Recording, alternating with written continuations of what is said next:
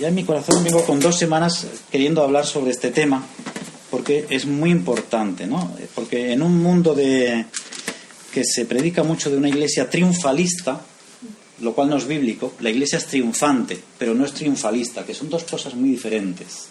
La iglesia es triunfante por cuanto triunfa con Cristo en la cruz. Y tenemos victoria en la cruz en Cristo. Pero luego hay la realidad, que el día a día nos pasan cosas, ¿no? Entonces, decir que esas cosas no suceden, eso es querer ser una iglesia triunfalista. Es decir, que no existe, es imaginaria.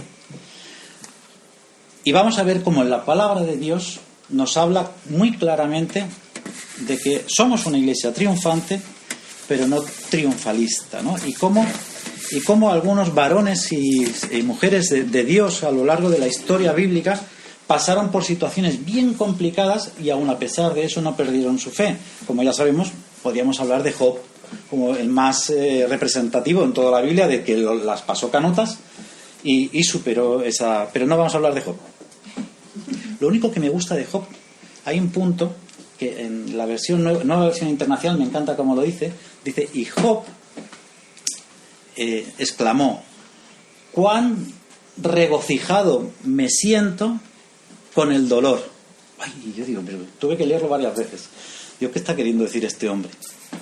Y cuando lo lees detenidamente dice, a pesar de lo que estoy pasando, mi corazón se regocija en el Señor. O sea, no decía, no tengo dolor, no me está pasando nada, aquí la lepra es una ilusión óptica, en Cristo no. Tenía lepra, su mujer lo había dejado, sus amigos lo habían dejado de hablar, habían muerto todos sus camellos, todo su ganado, le habían robado, desnudo, o sea, terrible lo que había pasado. Y aún dice, me regocijo en el dolor, ¿no? Era tremenda la fe de Job. Pero bueno, eso es algo que me maravilla mucho de Job, pero otro día hablaremos de Job porque es para hablar días seguidos, entonces no quiero adelantarme. Pero sí comentar algo.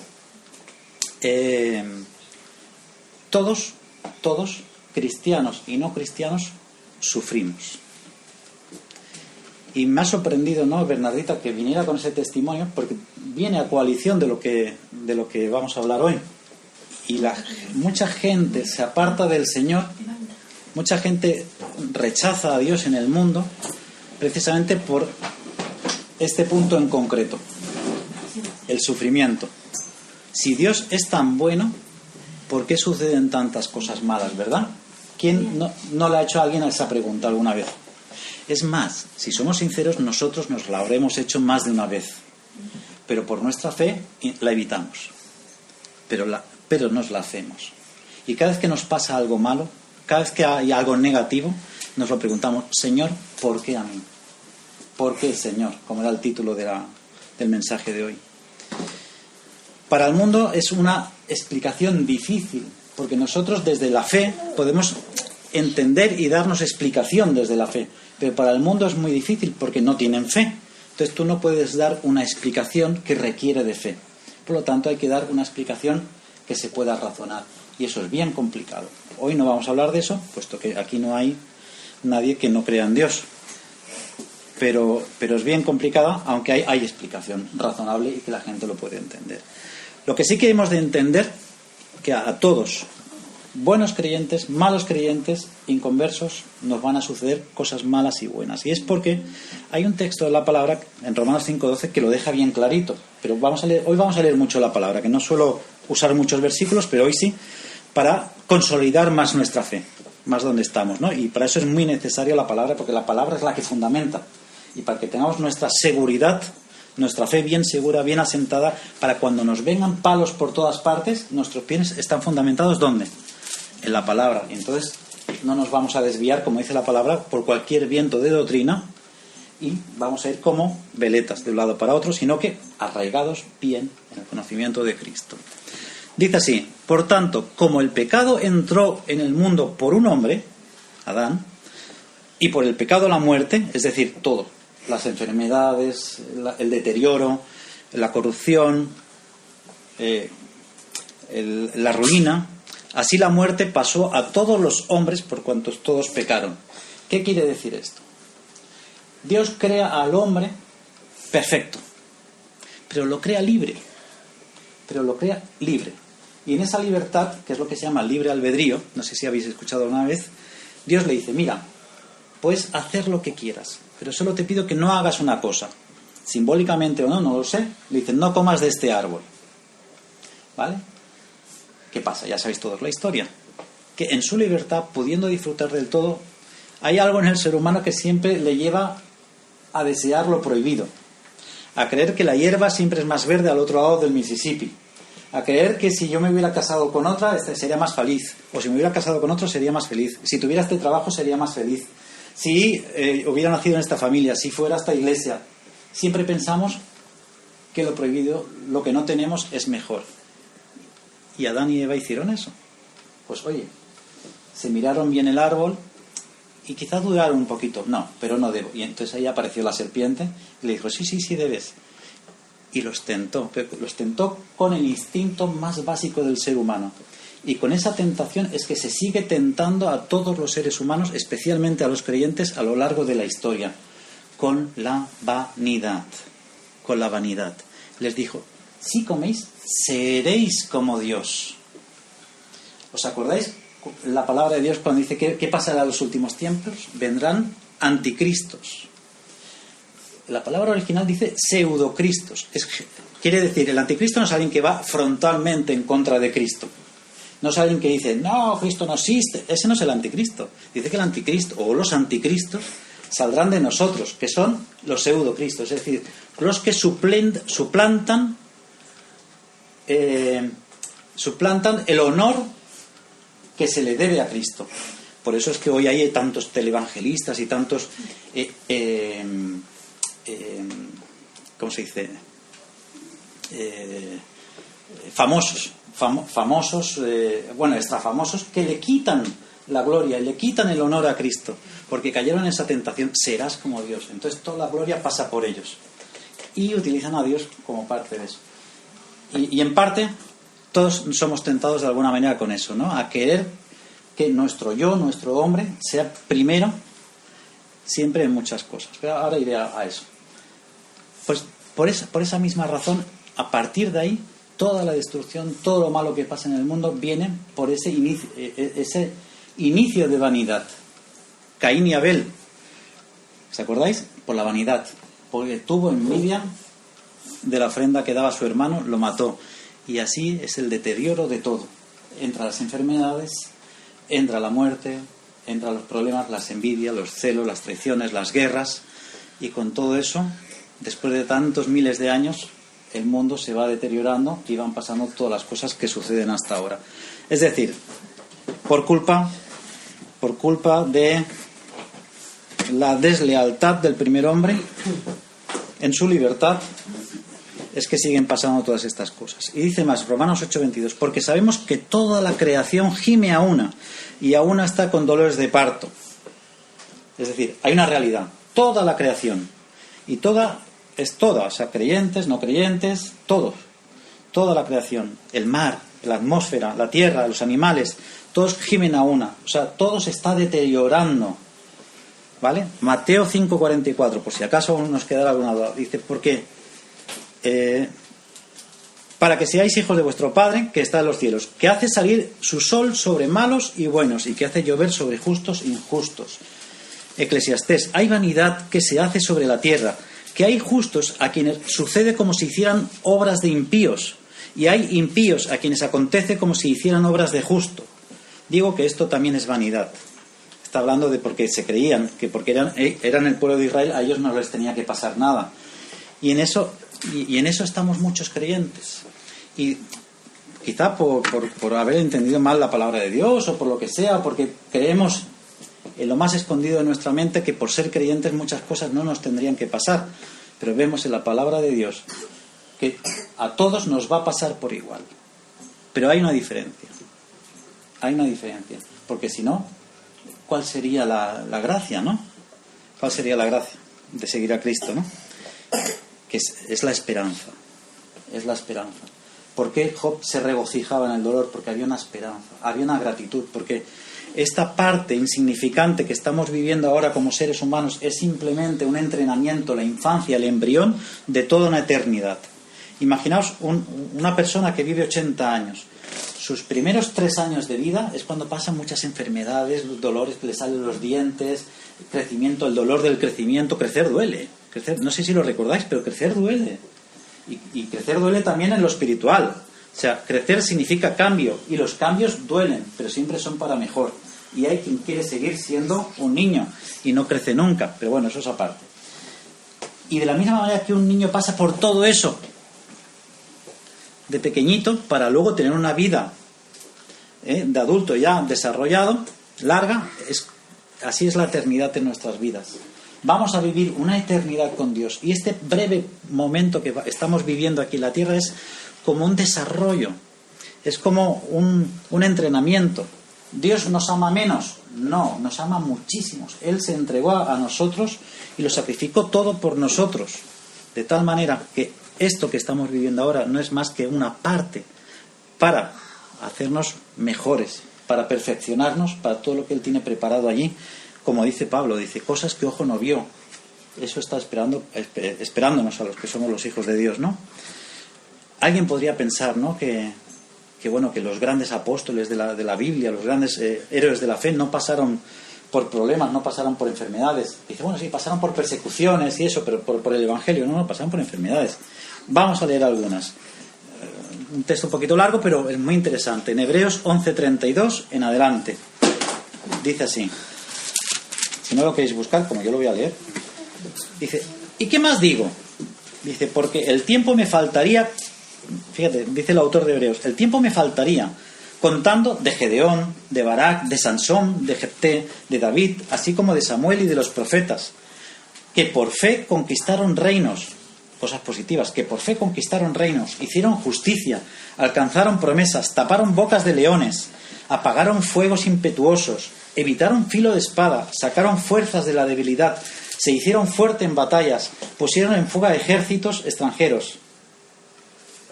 Las mujeres recibieron sus muertos mediante resurrección. Y aquí cambia. Dice, más otros, y están en la misma balanza, no está diciendo que sean mejores ni peores, están en la misma balanza. Dice, más otros, es decir, y hubieron otros que fueron atormentados, no aceptando el rescate, a fin de obtener mejor resurrección.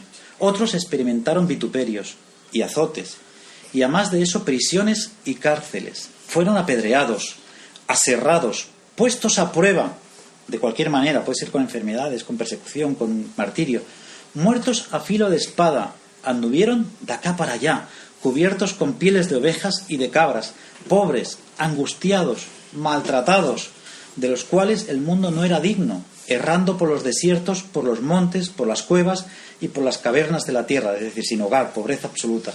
Y todos estos, aunque alcanzaron buen testimonio mediante la fe, no recibieron lo prometido. No recibieron lo prometido, lo que ellos esperaban. Por eso tenemos que ser muy cautelosos, esperando siempre la buena voluntad del Señor. Porque yo me fío más que la voluntad de Dios es mejor para mí que mi propia voluntad. Porque yo puedo estar deseando que se quite de mí un aguijón, que se quite de mí un problema, una enfermedad. Puedo estar deseándolo. Pero por eso mi oración siempre acaba, pero que no sea mi voluntad sino la tuya. Como a un Cristo, cuando estaba a punto de ser crucificado, dijo, Señor, si es posible, pase de mí esta copa, pero que no sea mi voluntad sino la tuya. El propio Jesús dice eso, porque sabía que es mejor 1000 veces, eternamente, siempre es mejor la voluntad de Dios, aunque no nos guste, que la nuestra. Y esa es la actitud que tuvieron estos héroes de la fe, que pasaron por estas tribulaciones, que dicen, y a pesar de todo eso, no recibieron lo prometido.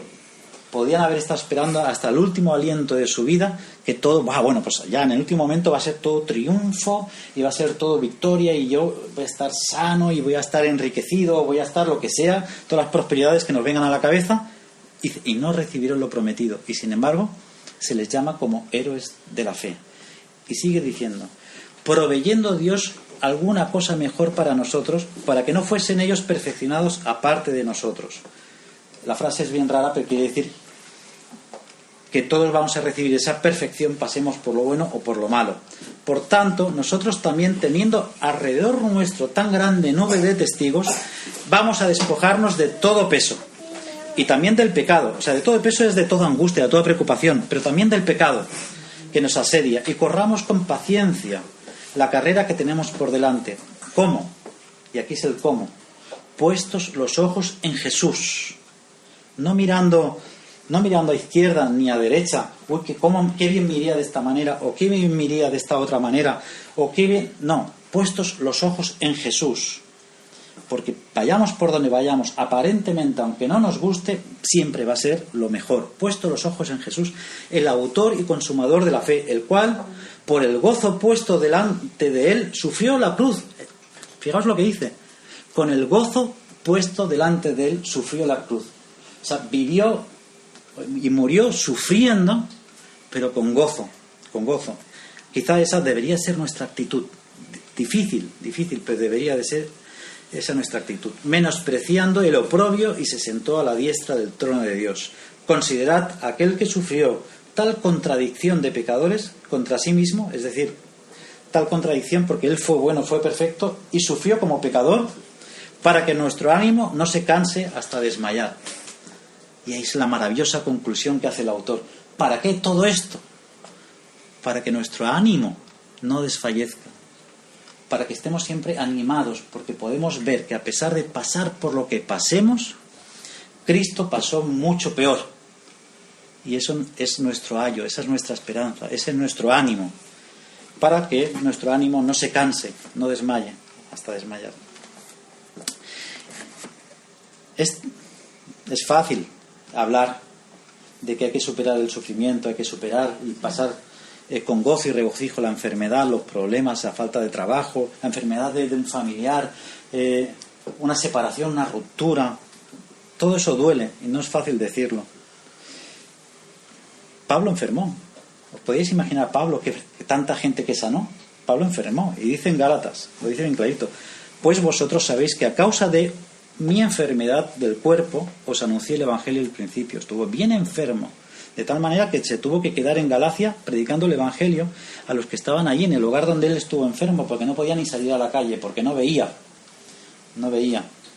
Y lo dice al final, dice el último versículo, dice: mirad con cuán grandes letras os estoy escribiendo en mi propia mano, como diciendo, un poquito mejorado, pero fijaos qué pedazo de letras hago porque no veo no veo ni la cartulina que tengo delante.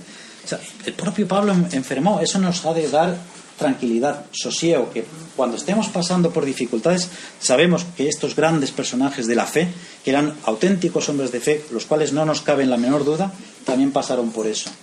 Y digo eso porque de mala manera, quizá por los vídeos de internet, por vete a saber dónde, parece ser que cuando un creyente pasa por alguna enfermedad o algún problema, pecado tiene, o algún problema con el Señor, o un pecado generacional. Qué fácil es decirlo. A mí me entristece tremendamente, porque amo al pueblo de Dios, y cuanto más cerca de mí está el pueblo de Dios, más me entristece cuando viene alguien y dice, bueno, pecado tiene.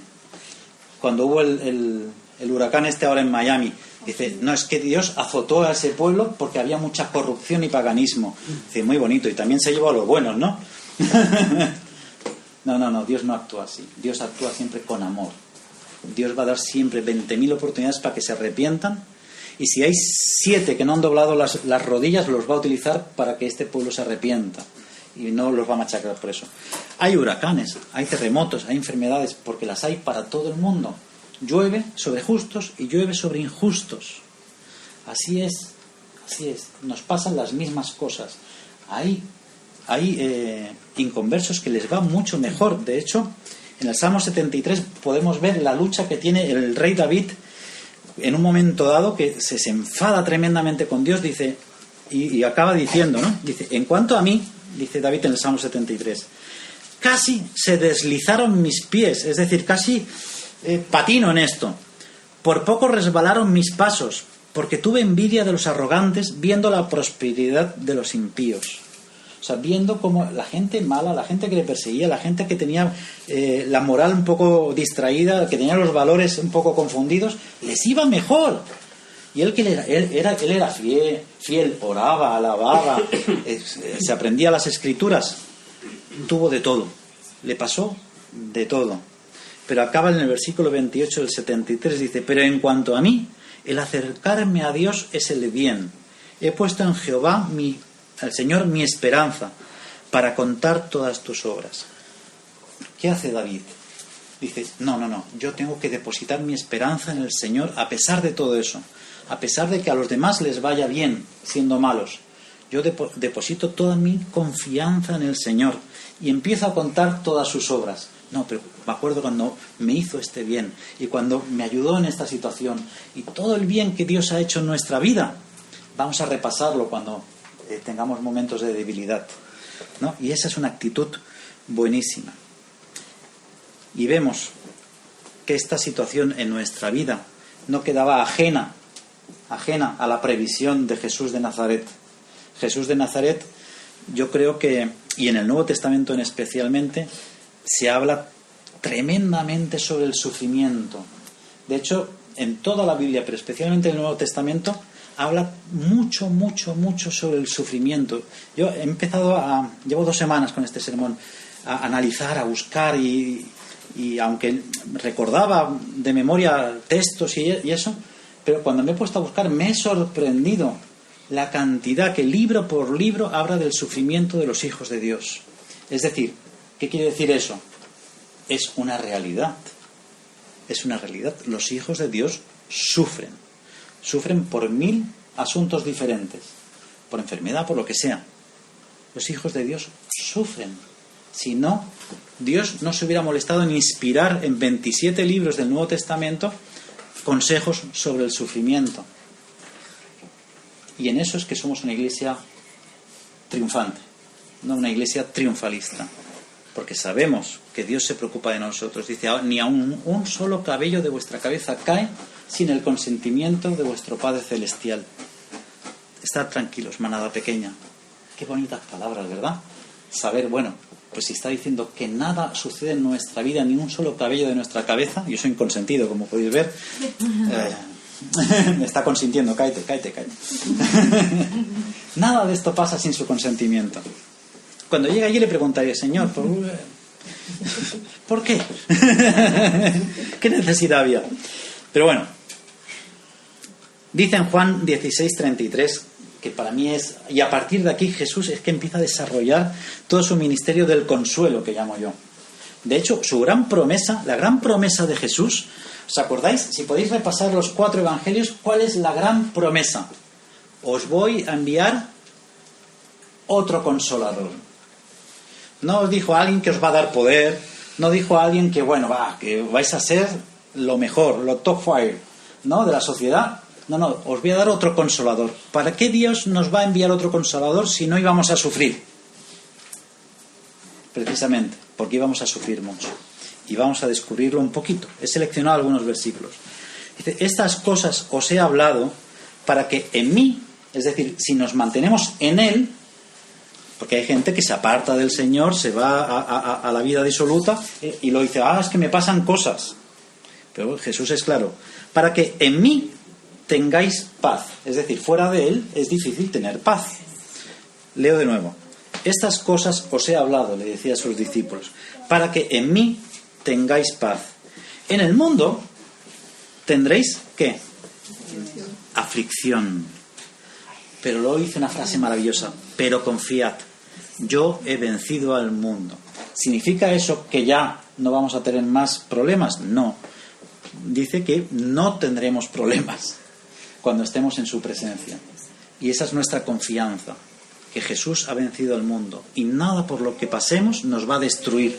Nada por las circunstancias que pasemos nos ha de hacer resbalar. Nada que la vida nos envíe nos va a hacer apartarnos del amor de Dios. Y esa es nuestra confianza. Y esa es la paz. Por eso en Él tenemos esa paz, que Él ha vencido al mundo. Romanos 5, del 3 al 5. Y no solo esto, parece que sea una continuación, es que es preciosa la palabra de Dios. Dice: y no solo esto, sino que también nos gloriamos en las tribulaciones. Aclarar una cosa sobre el gloriarse, porque no sé por qué se relaciona la gloria como un estado de victoria, de triunfalismo. ¿Habéis oído la frase de ¿cómo te encuentras? Estoy en la gloria. Es decir, estoy en paz, estoy a gustito, estoy en un momento, estoy en la gloria. ¿Está uno de vacaciones? Estoy en la gloria. Cuando la Biblia habla de la gloria dirigiéndose al ser humano, habla de un momento de felicidad y de paz. Lo podemos buscar en cualquier diccionario, sea bíblico o sea secular. Buscar gloria, y os va a dar dos interpretaciones. Una cosa es cuando le damos la gloria a Dios, que quiere decir exaltamos a Dios, le damos a Él los honores, y otra cosa es cuando nosotros decimos estoy de gloria en gloria, es decir, de regocijo en regocijo, de paz en paz, de felicidad en felicidad. Pero eso no significa que no tengamos problemas, sino que a pesar de las tribulaciones tengo paz y tengo paz y tengo paz. Eso significa, ¿vale? Estoy en la gloria, estoy en la gloria, estoy en la gloria. Eso significa. Dice, nos gloriamos ¿en dónde? En las tribulaciones. O sea, me regocijo en las tribulaciones, sabiendo que la tribulación produce ¿qué? Paciencia. Y la tribulación puede ser cualquier cosa, cualquier problema, ¿eh? Algo que nos atribula. Y la paciencia, ¿qué? Prueba. Es decir, si somos pacientes, vamos a recibir más pruebas. Así que yo hubo un momento en mi vida, me acuerdo, que yo le dije al Señor, Señor, hazme fuerte. ¿Y en qué momento dije eso?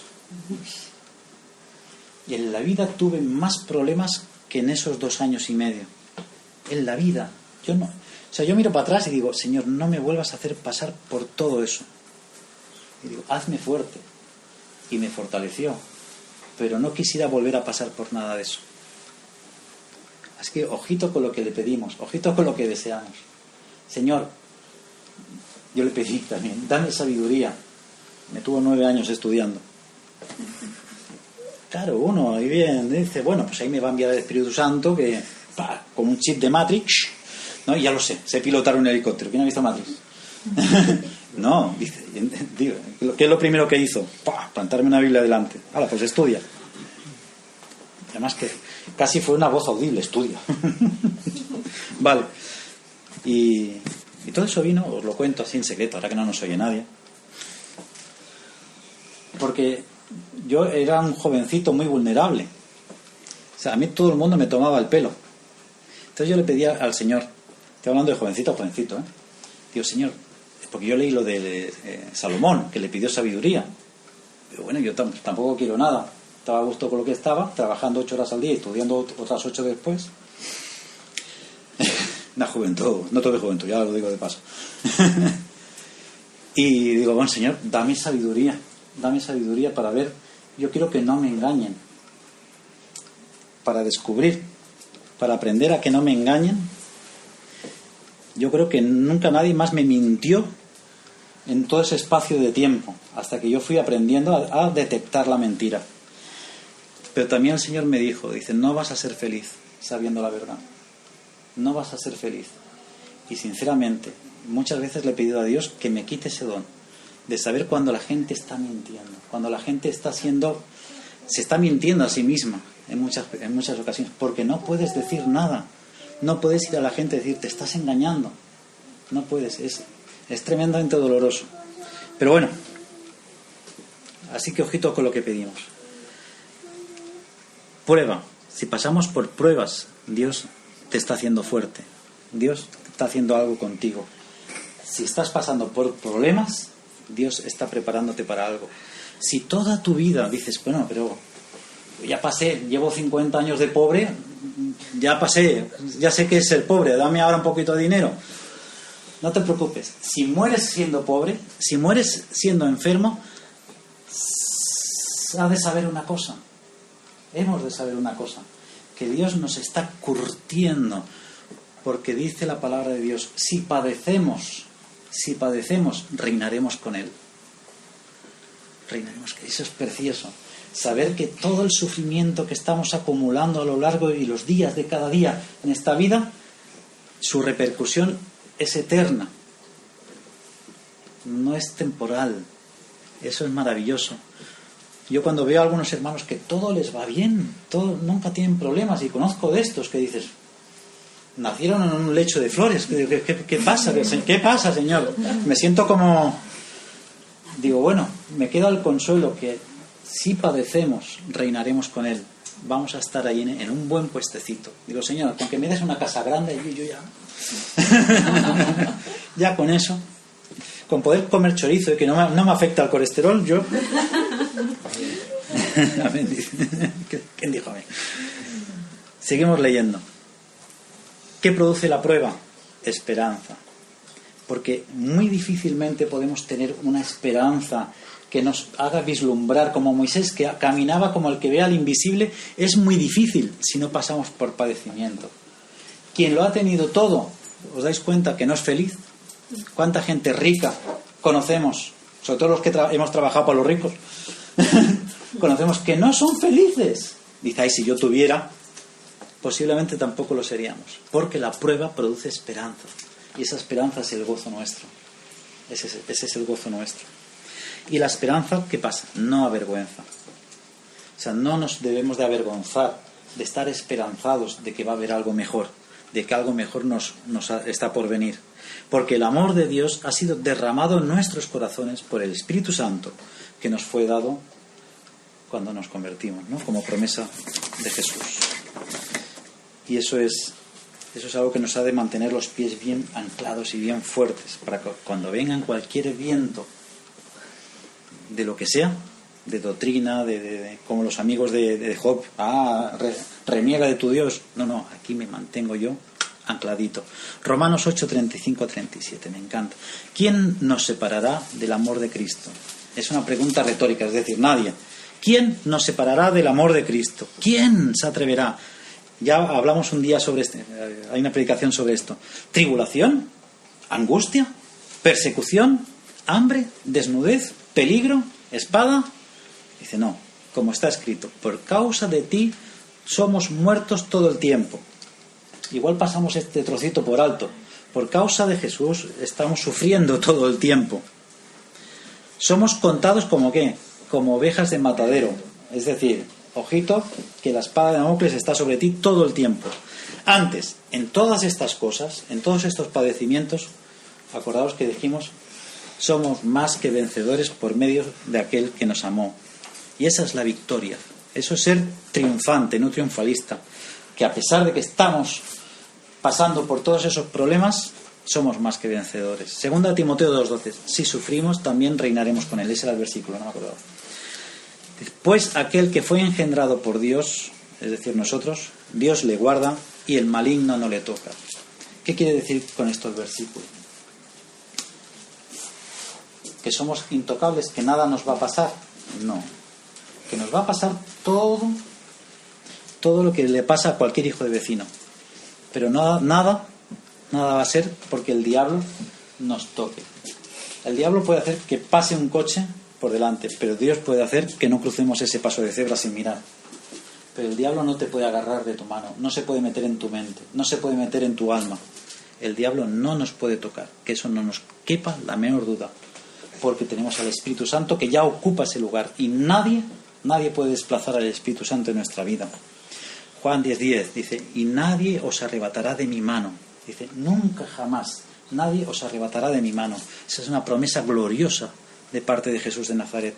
Tenemos ese convencimiento, esa seguridad de que en Jesús estamos totalmente protegidos y agarrados, y que cualquier cosa que nos sucede, como le sucede a cualquier humano, Dios lo va a utilizar para hacernos crecer, para hacernos madurar, para hacernos fortalecer nuestra esperanza, nuestro gozo, nuestra sabiduría. Así que los que sufrimos, que somos todos, unos más, otros menos, unos de una forma, otros de otra forma, estamos siendo engrandecidos, estamos siendo prosperados en Dios, y esa es la esperanza que mantenemos. Filipenses 4:6, otro versículo que me encanta porque nos habla de una actitud tremenda. Dice, por nada estéis afanosos. ¿Recordáis? Sí. Afanosos suena un poquito como trabajosos, ¿no? El afán. Pues la palabra que se usa ahí es preocupados. Por nada estéis preocupados. Es más, yo diría, no hay que estar preocupado, hay que estar ocupado. Es decir, si me sucede algo, o sea, me viene un momento de pobreza, ¿qué tengo que hacer? ¿Preocuparme porque soy pobre o ocuparme en buscar trabajo? Ocuparme en buscar trabajo o un medio para recibir ingresos. Si me resfrío un día por la mañana, ¿qué tengo que hacer? ¿Preocuparme? Oh, Señor, líbrame de este resfriado. Sí, hay que orar con fe, pero también tomarte el frenador. ¿O no? Vale, ni no por eso soy una persona de menos fe. Hay que estar ocupados, nunca preocupados. Sino, sean conocidas vuestras peticiones delante de Dios, en toda oración y ruego con acción de gracias. Y entonces Dios os librará de todo problema y os dará todo el dinero que necesitéis. ¿Dice eso? No. Dice, y entonces la paz de Dios que sobrepasa todo entendimiento, guardará ¿qué? Vuestros corazones, es decir, vuestras emociones y vuestros pensamientos en Cristo Jesús. Para que cuando estéis pasando por todo esto, no os afanéis, no os preocupéis, que Dios va a guardar vuestra mente y vuestro corazón, vuestras emociones y vuestros pensamientos, para que tengamos la paz de Dios, que sobrepasa todo entendimiento. Es imposible de entender. Imposible de entender. Que alguien, por el simplemente hecho de confiar en el Señor, podemos mantener la calma. Y me gusta como lo dice Isaías, en Isaías 30:15. Porque así dijo Jehová el Señor, el Santo de Israel. No lo dijo tal predicador, ni lo dijo tal apóstol, ni lo dijo Benijín, ni lo dijo nadie.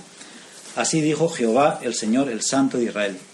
En descanso y en reposo seréis salvos. En quietud y en confianza será vuestra fortaleza. Mantener la calma. Así que el primer consejo que nos da el Señor cuando seamos enfrentados con problemas, enfermedad, dinero, familia, mantén la calma. Es lo que te dice el Señor.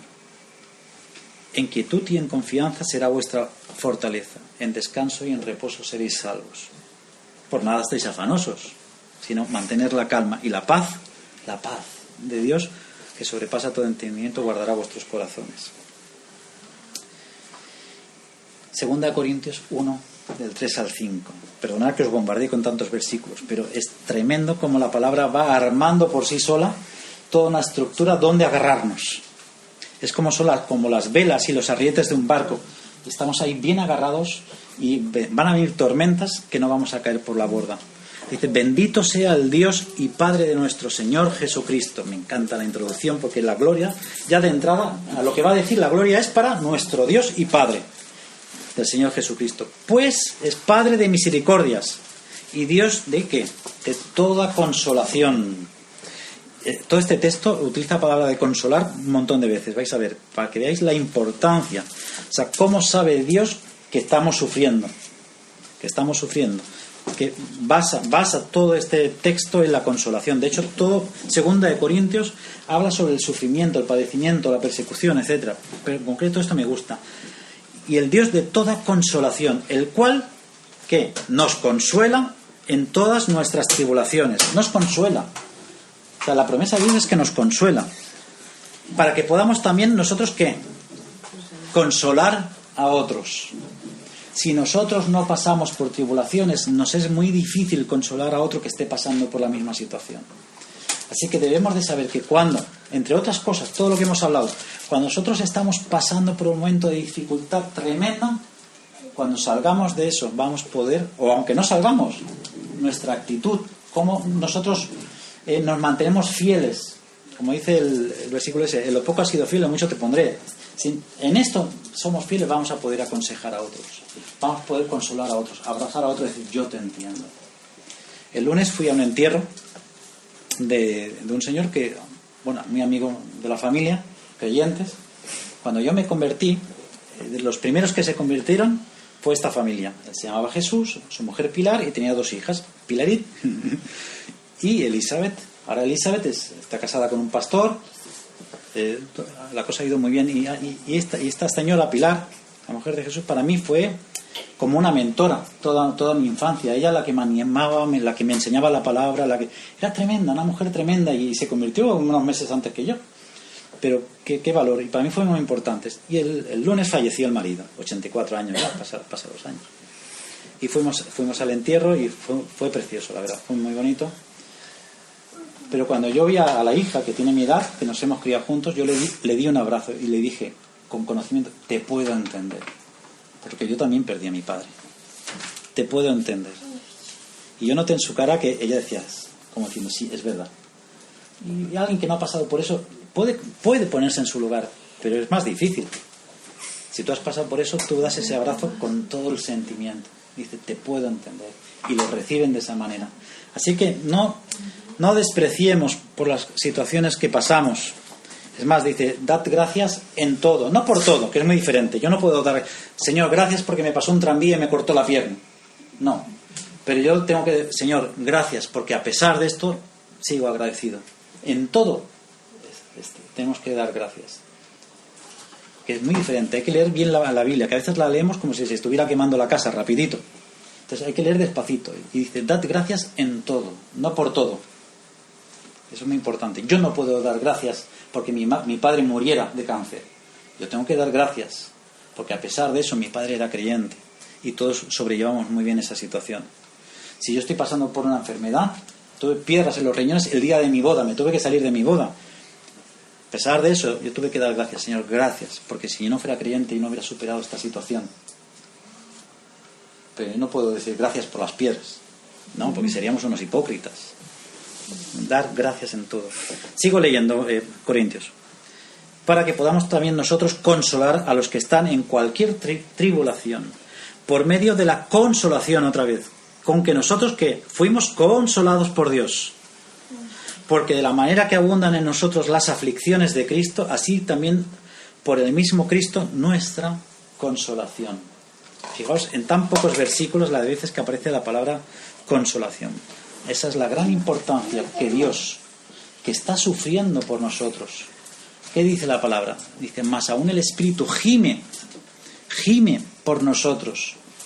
Es decir, Dios sufre cuando nos ve sufrir.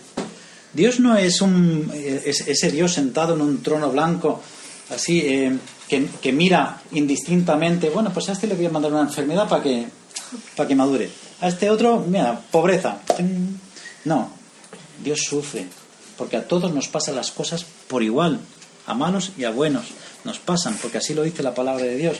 Entonces Dios nos ve sufrir, porque en muchos casos Él tiene que dejar que las cosas sucedan, porque tiene otros propósitos mayores. Y si no son aquí en la tierra, son allí en el cielo. Sigue Corintios, porque todo Corintios, 2 de Corintios va sobre el tema. Dice, porque esta leve tribulación momentánea, dice, ¿cómo puede decir Dios si a mí se me ha hecho eterno? No llevo 2 años de quimioterapia. Dice, ¿cómo puede decir? Porque esta leve tribulación momentánea. Porque en la visión eterna de Dios está viendo que estos 80 años nuestros de la tierra son un puntito, son segundos en toda la eternidad.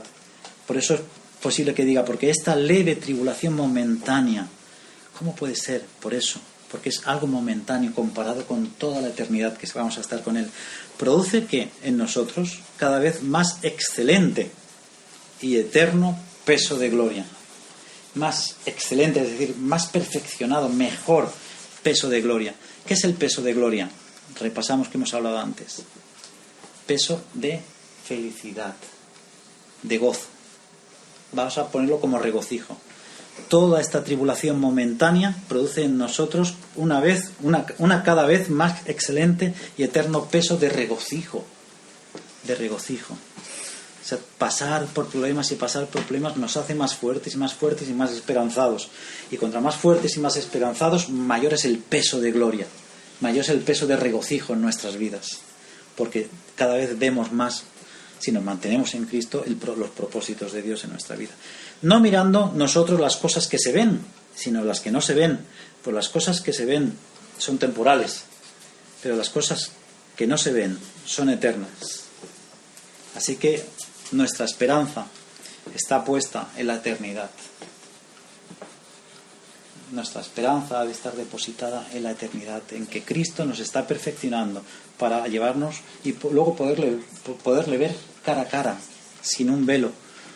Dice, como ahora vemos como por espejo, pero después lo veremos como cara a cara. Y todo eso es un proceso. Y a veces unos tienen un proceso más angustioso y otros a veces un proceso más liviano, pero no sabemos lo que nos espera allí, pero sabemos que va a ser muy bueno, va a ser muy bueno. Y eso es lo que nos mantiene la esperanza. Y ya para terminar, Romanos 8:18. Pues tengo por cierto que las aflicciones del tiempo presente no son comparables con la gloria venidera que en nosotros ha de manifestarse. Quizá pueda parecer de ser ilusos, ¿no? De ser demasiado infantiles o condescendientes, ¿no? Aconsejarnos unos a otros que no, tú mantén la calma, que allí es muy bonito decirlo, pero es muy difícil vivirlo. Pero por eso he querido en este mensaje referirme a muchos versículos de la palabra que nos den un poquito de asiento, porque cuando estemos pasando por según qué momentos donde no ves explicación, donde se nos oscurece la noche, ¿no? Como decía San Juan de la Cruz, la noche oscura del alma, ¿no? Cuando no ves el amanecer en ningún momento, cuando todo se está oscureciendo de tal manera, dice, pero Señor, ¿por qué? ¿Por qué? Hemos de saber que en el momento más oscuro de la noche es cuando falta menos para que amanezca. Y esa esperanza es la que nos ha de abrigar esa paz que Jesús promete. Y si Dios promete esa paz, nos va a dar esa paz. Cuando nos mantenemos en esa situación de tanto dolor, que no le vemos la salida y que nuestra mente limitada, obviamente, y nuestros cuerpos físicos lo sufren de una manera u otra, podemos ver y confiar, ¿no? En buscar en nuestro interior a Dios y rogarle a Él con ruegos, súplicas y con acción de gracias. Y entonces confiar que Él nos va a dar serenidad, sosiego, no alterarnos, mantener la calma. Y eso va a hacer que sobrellevemos mejor cualquier tribulación.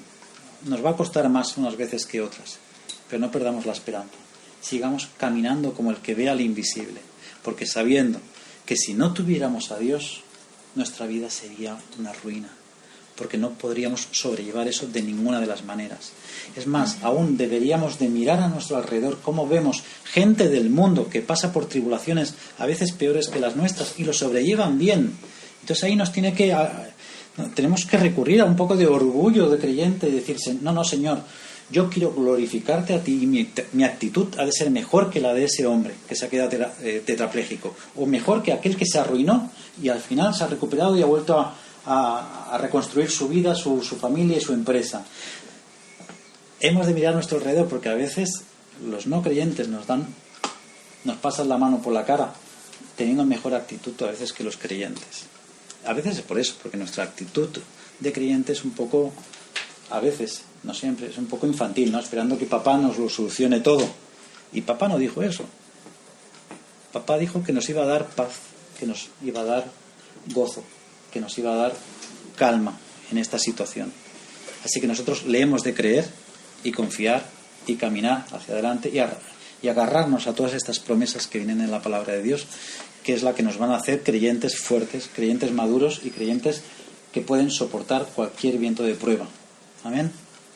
Así que, hermanos, no quiero alargarme más, pero sí que quiero, de verdad, que toda esta escritura que hemos leído hoy se haga carne en nuestra vida. Meditad en ella,